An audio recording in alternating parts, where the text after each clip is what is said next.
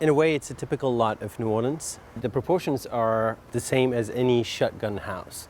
We kept those proportions. The idea was to raise the house 10 feet above ground for the usual flooding that happens in the city, but also with lots that are so tiny and small. It is a great space to have a carport. It's a great space to live in when it's hot. There's always a nice breeze. So it's the idea of living outside, which is very typical of the city, to have this space under the house, minimize the footprint, and lift the house above ground. So it's to avoid flooding. I mean, in a sense. The initial idea was to say, how can we raise the house 10 feet above ground and not use the typical pilotis structure, but use geometry to achieve that. The idea is very simple. The geometry of it is very simple. It's two rectangular extrusions that are interlocking, creating a bridge-like structure and raising the living space above ground, 10 feet above ground.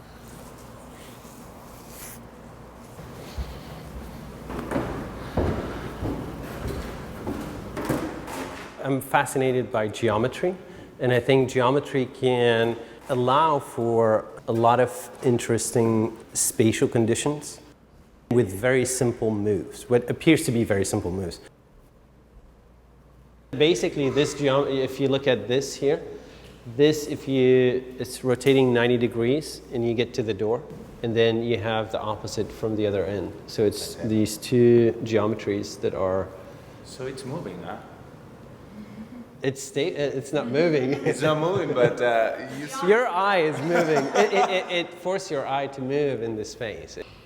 The geometry is very simple. The idea is, again, it's two extrusions that are interlocking, lifting the house above ground and creating this, this volume that is 10 feet above ground. But also what you gain from it is, from that intersection, is the skylight, which is 53 feet long. The nice thing about the skylight is the lots are very narrow and houses are very close to one another. Having windows, usually you're staring at your neighbor. Here, with the skylight, you have a lot of light and you have the privacy. You have a very intimate space with having, you can be walking naked around this house and you don't have anybody looking at you. There's no visual interaction with the neighbors. There was not a house built on this lot before it burned down, so it was an empty lot. The question, do you replicate the typical shotgun typology, or do you try to think about it in a contemporary way? To me, it was finding, and maybe because I was the client and I don't have a personal fortune to spend on a house, it was how can you minimize the cost of building something like this. The structure is all steel structure. The main frame is every 12 feet you have a frame. They're all connected with metal steel beams. There's a huge amount of rigor in this project. This is designed to sustain 180 miles per hour winds. So when it came to the structure and the steel, the engineers recommended 1/4 inch thick wall steel for the beams that are 12 foot long. And we went to the builders and they said, if you want to deform three-dimensionally square tube, you have to go to 1/2 inch wall, which means that we double the cost and the building is twice as heavy. So what we did, we took the geometry on the computer, we unfolded, water jet cut the metal and welded the 4 walls. We got something extremely affordable and extremely precise. This is how you build on this expertise of solving problems without having to spend millions of dollars. I have been working on this project for 5 years. We're close to finishing it, but we had to solve every problem, including having a skylight that is 53 feet long and, in a place that rains a lot. As you see it, it's a skylight that is going into the space. Typically, Skylight, the panes of glass, it's shedding the water outside. Here, the Skylight is in the space, with the highest point being in the middle and the water going to either side. Needless to say, it's a lot of engineering that went into making this work properly. These are shelves that also help to protect people, instead of having handrail. There is another shelf that is missing here. We're finishing this, the backing. The back will stay 4 inches from the floor, so as you go up, you have the feeling that the entire bookshelf is floating in the space with all the books, so you won't see any of the structure. So this piece of metal will be between 2 books, so basically you're not going to see any structure. Even here, the shelf, the Corian will come down and hide this all the way to here, so all this will be floating above the floor. It's about lightness. To me, spaces, architecture, even furniture is about lightness. And sometimes it's defying kind of gravity and making things at least look as if they were floating. So all the kitchen is concealed in this one unit, and you open it and it unfolds.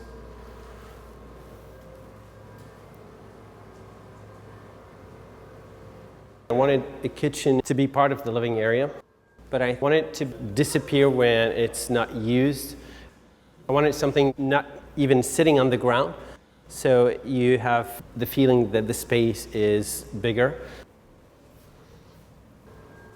This is an Italian manufacturer. I think it's a great piece of sophisticated design with a very simple appearance. So inside you have all the basic... You have all the what you need. You have the dishwasher is here. You have the storage that is here. This will be the microwave oven will be right here. Obviously, this will have the oven microwave will be here. So you can leave it open if you're using it, and you just close it when you're done. And this is the fridge. So it's all in this one unit. But this helps the space stay clean. Yes. Because you don't want a lot of furniture. There will be one table, which is a Corian table that I designed. It will be right here. And it will be just very, very little furniture.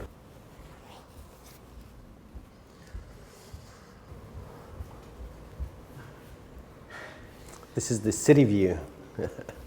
So yeah, you see the traditional shotgun out there, right? Yes. To me, it is a modern take on a shotgun. It's a hybrid between a shotgun and a New York loft. It's open, it's, it relates to the way we live today. This is a contemporary response to a typical problem in this city. Problem being things the narrow lot, the long lot, and how to build the house on it. But also it relates to the climate. It's very nice to have the house lifted 10 feet above ground. It rains a lot. The ground is always wet and humid, and to have the house raised and vented, it makes it much more comfortable to live in this environment. Since it's a key lot, so it's a little bit deeper than a typical lot, so I was able to add this structure. The idea is that a lot of the entertaining will happen under the house where the swimming pool is, and this will become the extension of that space. I wanted a green roof because this is something that will be very visible from the house, but also it helps in terms of the climate because we have trays and 4 inches of soil, dirt. We have a rainwater collection system and an irrigation system, but also at night it holds a lot of the moisture. It keeps that structure very cool from just having that system. Here on the outside we're having what is called a rain screen system on the building, which is the skin of the building is going to be 2.5 inches off the building. So when the sun hits it, there's no transmission of heat from the outside to the inside. So this is the bathrooms and walk-in closets. And the idea was to have natural light.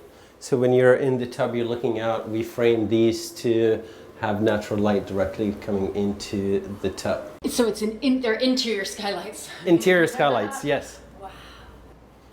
This is more like an oversized piece of furniture in the space, and this is why the finishing will be the charred wood, which is like the exterior of the building. So it doesn't appear as a room inside that space, but it becomes this oversized piece of furniture. This will be the walk-in closets on both sides, but it will stay open. I like how you just did a sliver. It's great. Again, the geometry. Yeah, but even how you catch moments of that geometry from here to the skyline, you start to see the experience of the space. It's always a surprise, but also there's almost a sequence to the space, and it's not just one moment. From the entrance, when you open the gate and you enter and you see this almost surprising geometry that appears, and the house is lifted above ground, to the time you open the door and you walk up the stairs, your eye is always catching something. You go from that staircase to the planted roof, and then you start turning around, you see the skylight, you come over here, turn around. You're never cornered in the space. It's a very fluid space. It's never a dead-end space. And it's always a different surprise or something that is framed. It's east-west, the length of the building, so the light starts in the morning in the living area from the skylight, and it travels throughout the day. It's very, very beautiful.